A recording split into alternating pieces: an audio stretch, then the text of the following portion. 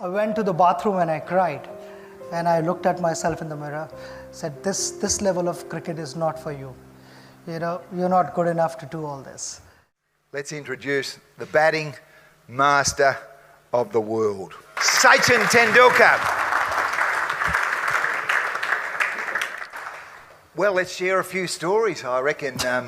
Why don't we start right at the beginning? Well, school cricket was exciting, and the reason to start playing cricket was a strange one. I mean, I was a notorious child, difficult to manage, and I took a lot of pride in that. One of the evenings, they were showing a famous Bollywood film on a TV channel, and in those days, there were not many channels back home in India. So we friends thought this is the best time to polish off all the mangoes from the tree, which we were not meant to. And we fell down. We also brought the tree down with us. And that was a turning point of my career, because my brother and my family, the rest of the family members said, this is enough, and then you're not allowing more of these complaints to come home every evening, because that was supposed to be my summer vacations, beginning of my summer vacations. And I said that we're going to make you burn all your calories on a cricket field. You do what you want. You love cricket. You go out and play with the season ball. And that's how my career started. And gradually, I did not know. I mean, I was only 11 years old. I did not know what were the big tournaments, but the dream was there in front of me. I wanted to play for India, because as a 10-year-old, I had seen Kapil Dev lift that beautiful trophy at Lord's, wow. 1983 World Cup. So I had also joined the celebrations, not knowing the significance of winning the World Cup. So that's how my cricket started, and I always wanted to win the World Cup. That was the reason I started. And as the time went by, I started enjoying cricket, and I started realizing the challenges of cricket. And my coach was instrumental, and along with my brother, to my elder brother Ajit, to make me realize the importance of leading a disciplined life, a focused life, and to make me push harder. They found reasons, and even towards the end of my career, I followed that formula. If I scored runs, let the rest of the world talk about it. I think about the next game. And that, right from my school days, became an unwritten formula, an unwritten law at home, that we don't talk about last game, we talk about next game. And however many runs I scored, I wanted to go out and score more than that.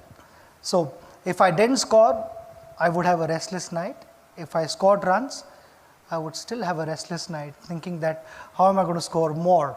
And that's how it all happened. I mean, I normally don't discuss numbers, but this is something that I must share with all of you.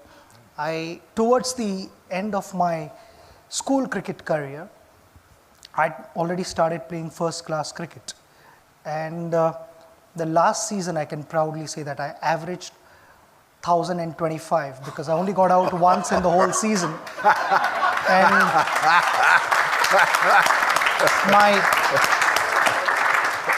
my brother and my coach was instrumental in that, because every time I scored runs, none of them said, well played to me. And that's why in my farewell speech, I said to my coach that at least now you can take a chance by saying well done.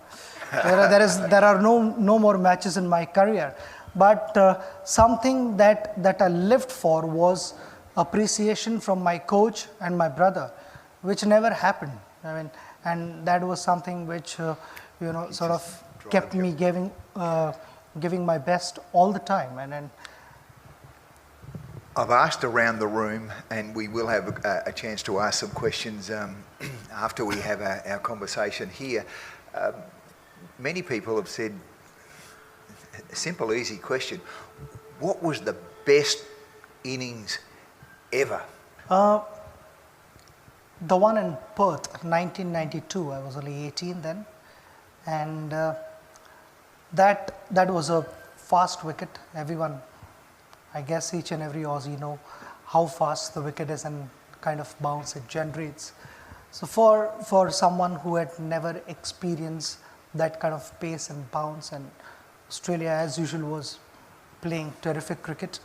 So for me to go out there and score runs on that pitch was really important, and I can almost say the turning phase of my career, because after that I was not overconfident, but I was confident to play any attack in the world, and I felt I was ready to face any attack in the world. I was able to challenge many attacks after that in the world, but that one particular inning was the best inning, but the most meaningful innings, and something which has stayed with me now and it will stay with me forever, has to be the one that I played against England in Chennai in 2008. That was a time when Mumbai was hit by that terrible terrorist attack, and the one-day series was cancelled. England went off to Dubai, and they graciously came back to play the test series. And when we turned up in Chennai to play the first test, none of us were in the frame of mind to play test cricket, I mean any form of cricket, because all we kept discussing was, how could this happen to our nation and why did it happen. It was the toughest phase of my career, and I would speak on the behalf of our team. It was really tough, and for first 3.5 days we were completely out of ideas. We could not put up a competitive performance, and England gave us a target in the fourth innings of 375 runs, 374 runs. We were able to win that game. We chased 375 on a difficult track, but to see the entire nation celebrating that victory, even for a second, meant a lot to all of us, and I had played a significant role in that. So that is the most important innings of my life, more than even the other World Cup innings or other important innings that I've been part of.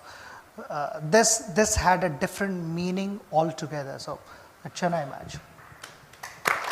Well played. What about some of the characters that did bowl to you? I mean, we're talking about the very best fast bowlers in the world after the last quarter of a century. Why don't we just go through a few names? What about your first tour against Pakistan, and then maybe Donald and McGrath and Warren, who reckons even today, after you smashed him around in Sharjah, that he has nightmares of you hitting him for six? I mean, the first test series was an important series, because I was only 16 and I did not know at that time what I was facing against. I mean, you talk about Imran Khan, world-class bowler, Wasim Akram, amazing, right, absolutely super, all-time, one of the greatest bowlers to have played. Waqar Yunus, I would put him in the same league. Abdul Qadir, again in the same league. So it was a world-class attack, and I went out to bat in the first game, and straight from school cricket to one season of first class cricket, and then to play against the best bowling attack in the world. I was clueless. I had no idea. I was getting beaten by the pace. I'd never experienced someone bowl at 90-95 miles an hour, and I could actually see the ball, but while I was reacting, the ball was more towards the keeper and not closer to the keeper, rather than it should be closer to me. But and I said, oh, this is a wrong place, and you got in the wrong place at the wrong time. And I got out on 15. While walking back, I somehow controlled my tears. I was only 16 then, so I was allowed to do all that. I went to the bathroom and I cried. And I looked at myself in the mirror, said, this level of cricket is not for you. You know, you're not good enough to do all this. And fortunately, I got about 6 days in between. So I ended up speaking to a lot of the senior players in the team, the coach, and they all said that, you know, you batted as if you were playing a school match. This is not a school match. You need to learn to give respect to these world-class bowlers, and you need to just hang around there, give yourself some time. And in the next match, I went out. I was just hoping that I get picked for the next game, which I was. And the next game, I decided not to look at the scoreboard. I said, the only time I'm looking in the direction of the scoreboard is to look at the clock, because I had decided my target was that I'm going to bat for half an hour, not worrying about runs.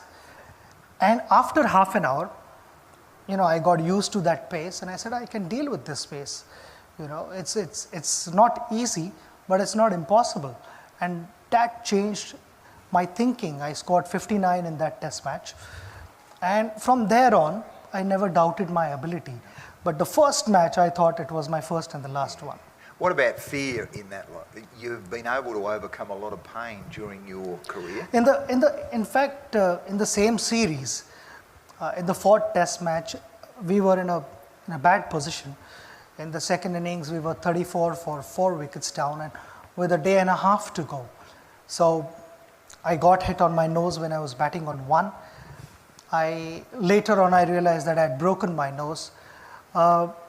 Everyone gathered, and then, you know what happens when Pakistan team is around you. There are bound to be some comments, and Javed Miandad was a tricky customer, and he said, "You've broken your nose. You can't be batting here. You have to go to the hospital."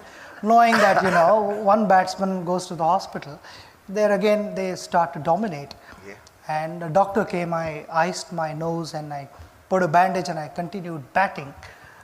But that was again, I scored 58 in that match, and I batted for 4 more hours after that, which sort of helped us draw the series, because Pakistan had the most wonderful attack in the world.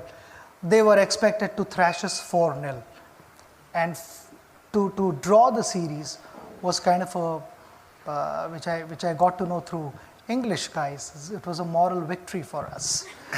So I only learned that word towards the end of my career, but it means a lot. So it was kind of a moral victory for us, and we were able to draw. But I became fearless after that. Look, I think an interesting question here would be, you've had your highs and your lows, and you've been absolutely magnificent right through. How does one get up off the deck when things aren't going well? I would like to share one experience with you here. It's a funny story, but completely out of the box, which we hadn't tried, and it did wonders for our team. We were playing against New Zealand, and Chris Gaines was bowling. This was in India, in Mohali, so in your hometown.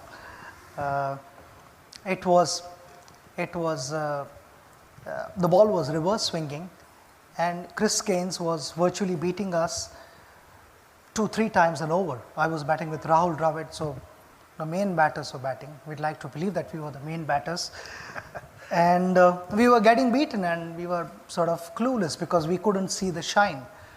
Sometimes the surfaces are such that it becomes a little difficult to figure out which side is the shiny side and which is the rough side. I expect all you guys to know what reverse swing is. Reverse swing is wherever the shiny side is, the ball starts to go in that direction. Even if the bowler wants the ball to go in the opposite direction, it will not go because of the imbalance and the surface of the ball. So Chris had started doing that, and I met with Rahul in the middle of the wicket, in the middle of the over. I said, I've got an idea. And he said, do you want to share it now or after the over? I said, I'll share with you after the over, but it can work. So Rahul said, okay, tell me now, what is your idea? I said to Rahul, I am closer to the bowler, and when he's walking back on the run-up, I need to stand here. When he's walking back onto his run-up, I would be watching him closely, and I'd be watching the ball. Which side is the shiny side and which side is the rough side? So Rahul said, then what happens after that? I said, whichever side is the shiny side, I will hold the bat in that hand. If he's going to bowl an outswinger, the bat is going to be in my left hand. If he's bowling in swinger, the bat is in my right hand at the non-striker's end. So that's the only time in my career when the batsman is ready to face the ball. He's not watching the bowler, he's watching the bat in my hand. So he's Very good. So Rahul is watching me, and suddenly, you see a couple of cover drives being hit for boundaries, and on drives passing, piercing mid wicket and mid on, and Chris is like wondering. I mean, these guys were getting beaten a couple of times every over, and suddenly I'm giving away a couple of boundaries. There's definitely something wrong. So all the fielders were watching me because I was, watching Chris and not Rahul. And normally, no batsman stands facing the bowler. He would be like facing the other batter. And then I would quickly change the bat, and by then they had sort of figured out that there is something fishy. And Chris lost his momentum, he lost his rhythm, and he held the ball cross seam, and he bowled the ball, and instead of looking at Rahul or checking what has happened there, he looks at me and I said, what have you got for this? Chris didn't realize that I had also warned Rahul that if I don't know what is coming, I'm going to hold the bat in the middle. So that is how the story goes. So it's just, in short, it's just being a step ahead of your opposition. Sachin, thank you so much. Ladies and gentlemen, it has been an outstanding night. Thank you so much. Thank you very much.